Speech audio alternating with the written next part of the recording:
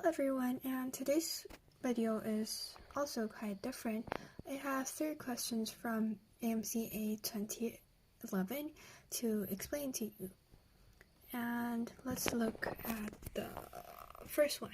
Question 15. How many digits are in the product of 4 to the power of 5 times 5 to the power of 10? So let's get an agreement first that we cannot just calculate it out, but it's such a big number, so there must be some smart calculation in it. Because it is dealing with digits, like 4 or 5 or any numbers, it's hard to calculate, and the best one would be 10, or those ending with 0. So we can see that 4 is 2 to the power of 2, and we could get that 2 squared to the power of 5 times 5 to the power of 10, which equals to 2 to the power of 10 times 5 to the power of 10. And due to the theorem of those square numbers, we can get that a to the power of c times b to the power of c equals a times b to the power of c. So we get that 2 times 5 is 10 and to the power of 10. And here is something easy to make mistake. Because there's to the power of 10, we have 10 zeros, right? But the important thing here is that you have to add another digit because there's a 1 here. And so the final answer will be 11. Okay, and let's continue with question 2, which is question 19 in AMC 2011. How many rectangles are there in this figure? Well, this is a simple one, but it's just following the method we always learn since we are young, like counting the rectangles from 1 to 2 section to 3 section, then to 4 section. And we'll start from 1 section, which is only I'll mark it A, B, C, D so it's easier to explain. E, F, G. And the 1 section is B, C, D. And that's all. Those 3. And 2 section. It's BC, CD, and CF. I'll just write it down so it starts to get complicated.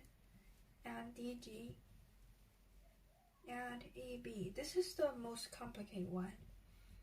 Oh, I hope that I didn't miss anything. I think that's all, right? And then we continue with 3 section. There's no 3 section, so 4 section. And that would be the most obvious 3 ones, like the one here, then here, and then here. The 3 most obvious bigger triangles. Bigger rectangles, which is 3. And we add everything together, 3 plus 5 plus 3, which gets 11. Then it comes to the third question, question 22. What is the 10th digit of 7 to the power of 2011? Have you noticed that those 3 questions are all about countings and numbers, and it's quite simple, but it's easy to make mistakes, so I just recorded this video to tell you that some simple questions, be careful. And such as this one, well, we have done tons of questions that is about what is the digit of something to the power of what, and it's all about numbers and remainders.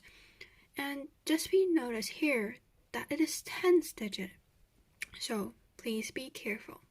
For this question, it is just to use the periodic method we always use when dealing with this type of problem.